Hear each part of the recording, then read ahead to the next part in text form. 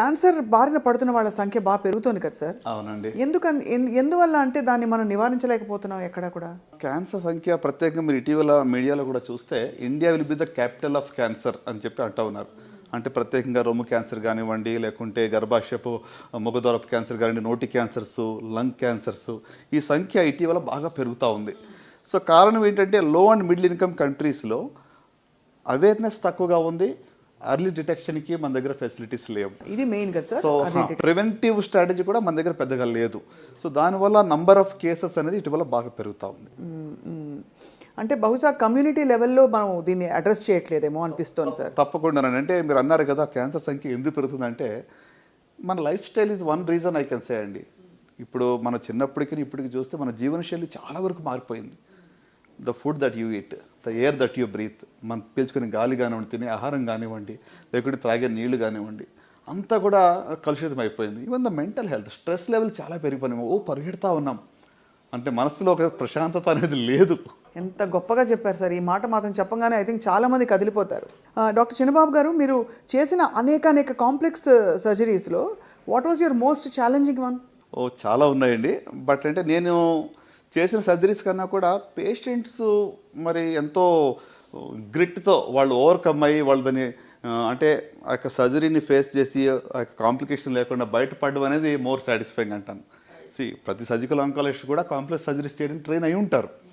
So but what is most important అంటే నేను చెప్పేది ఏంటంటే డిఫికల్ట్ పరిస్థితుల్లో పేషెంట్ కూడా ఫైట్ చేసి బయటకు రావడం అనేది నేను చాలా I feel it's more satisfying అంటాను. ఒక పేషెంట్ని చెప్పాలంటే గీతా సురేష్ అని, మరి she was mother of 2 young daughters, adolescent girls.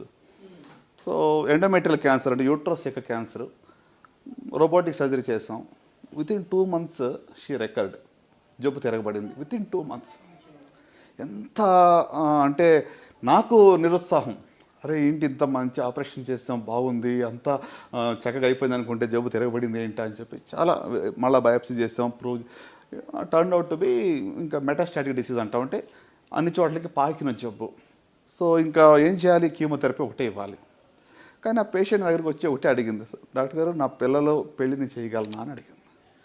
నేను ఒకటే చెప్పాను, నీకు విల్ పవర్ ఉండి నువ్వు హృదయంలో అంటే in your heart if you decide that you will beat this disease, నీ వల్ల నీకు సాధ్యమవుతుంది. మా వల్ల వీ హ్యావ్ ఫెయిల్డ్, కానీ నువ్వు సాధించగలవు అని చెప్పాను ఆమెకు. ఆమెకు ఫ్యామిలీ సపోర్ట్ ట్రెమెండస్, చాలా గొప్ప సపోర్ట్ అనమాట. అన్ని రకాలుగా అన్ని ఆల్టర్నేటివ్ మెడిసిన్స్ అన్నీ కూడా ట్రై చేశారు. చివరికి ఇప్పుడు ఆల్మోస్ట్ 12 సంవత్సరాలు అయింది. ఆమె కీమో కూడా మానేసినా కూడా she has beaten the disease. అంటే మేము 4వ స్టేజ్లో కంప్లీట్గా క్యూర్ అని చెప్పము. అలాంటిది today she is totally disease free. Amazing sir. అంటే it is not about just what I did, నేను చేసిన దాన్ని మాత్రమే కాకుండా పేషెంట్స్ కూడా ఆ యొక్క విల్ పవర్తో, ఆ యొక్క స్ట్రాంగ్ హోప్తో వాళ్ళు ఫైట్ చేస్తే ఖచ్చితంగా చాలాసార్లు రిజల్ట్ అనేది పాజిటివ్గానే ఉంటుంది. ఐ డోంట్ సే అంటే నేను ప్రతి పేషెంట్ కూడా 100% నయమైపోతారు, ఎవరికి జబ్బు రాదు, లేకుంటే క్యాన్సర్ అనేది ఇంకా అసలు it won't take away life అని నేను చెప్పట్లేదు. Not all cases are successful, right? But at the same time there is hope which is real.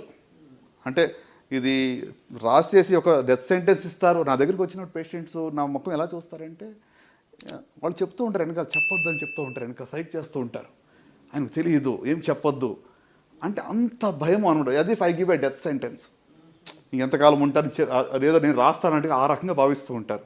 So I think అది ఆ మైండ్ సెట్ మారాలి. మనం అర్లీగా డయాగ్నోస్ చేసుకున్నట్లయితే, కొంచెం ప్రివెంటివ్ స్టెప్స్ మీద మన యొక్క ఫోకస్ మనం పెట్టినట్టయితే I think there is real hope in this disease అనమాట. క్యాన్సర్ని బాగా జయించవచ్చు. ఎస్.